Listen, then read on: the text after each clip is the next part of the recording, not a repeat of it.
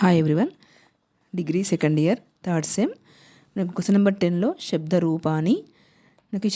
శబ్దరూపాన్ని మనం ఇంతకుముందు వీడియోలో ఫార్మేట్ చదువుకున్నాము, ప్లస్ ఒక శబ్దం చదువుకున్నాము. నెక్స్ట్ రిమైనింగ్ శబ్దాలు. చకారాంతః స్త్రీలింగః వాచ్ శబ్దః.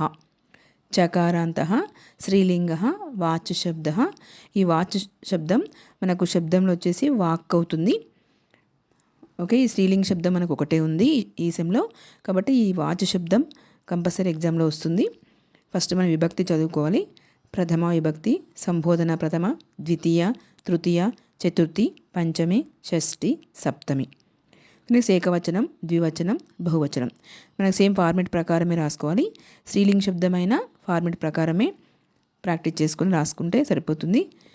నెక్స్ట్ ఏకవచనం, ప్రథమ విభక్తి ఏకవచనం, ద్వివచనం, బహువచనం. వాక్, వాచౌ, వాచః. నెక్స్ట్ సంబోధన ప్రథమ, హే వాక్, హే వాచౌ, హే వాచః. ద్వితీయ, వాచం, వాచౌ, వాచః. నెక్స్ట్ తృతీయ, వాచా, వాగ్భ్యాం, వాగ్భిః.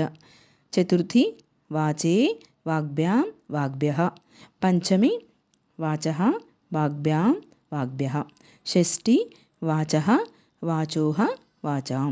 సప్తమి, వాచి, వాచోః, వాక్షు. ఇక్కడ మనం గమనించినట్లయితే మనకు ద్వివచనములో ఫస్ట్ 3 ప్రథమ, సంబోధన, ద్వితీయ సేమ్ ఉంటాయి. నెక్స్ట్ చతుర్థి, పంచమి, షష్ఠి సేమ్ ఉంటాయి. ఓకే, మనకు మధ్యలో 3 సేమ్ ఉంటాయి, లాస్ట్ 2 షష్ఠి, సప్తమి సేమ్ ఉంటాయి. ఫస్ట్ 3 సేమ్ ఉంటాయి, మధ్యలో 3 సేమ్ ఉంటాయి, లాస్ట్ 2 సేమ్ ఉంటాయి. ఓకే, ఈ విధంగా మనము ఫార్మేట్ ప్రకారంగా శబ్దాన్ని రాసుకోవాలి. నెక్స్ట్ శబ్దం తకారాంతః పుంలింగః మరుత్తు శబ్దః. ఓకే, ఈ మరుత్తు శబ్దం ప్లేస్లో కూడా మరుతుగానే ఉంటుంది. సేమ్ మనం విభక్తి రాసుకోవాలి. ప్రథమ, సంబోధన ప్రథమ, ద్వితీయ, తృతీయ, చతుర్థి, పంచమి, షష్ఠి, సప్తమి. ఏకవచనం, ద్వివచనం, బహువచనం.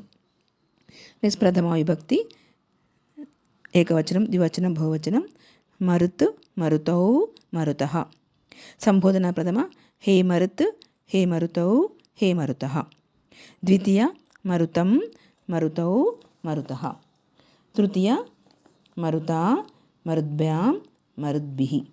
చతుర్థి, మరుతే, మరుద్భ్యాం, మరుద్భ్యః. పంచమి, మరుతః, మరుద్భ్యాం, మరుద్భ్యః. షష్ఠి, మరుతః, మరుతోః, మరుతాం. సప్తమి, మరుతి, మరుతోః, మరుస్తు. ఓకే, ఈ విధంగా మనము శబ్దం సేమ్ ఫార్మేట్ ప్రకారంగా శబ్దాన్ని రాసుకోవాలి.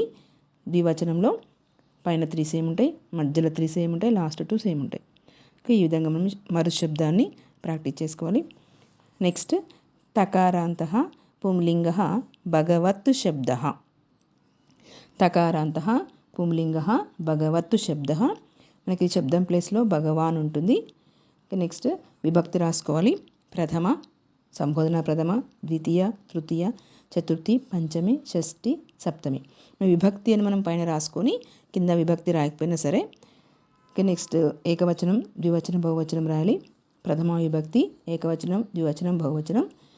భగవాన్, భగవంతౌ, భగవంతః. సంబోధన ప్రథమ, హే భగవాన్, హే భగవంతౌ, హే భగవంతః. ద్వితీయ, భగవంతం, భగవంతౌ, భగవతః.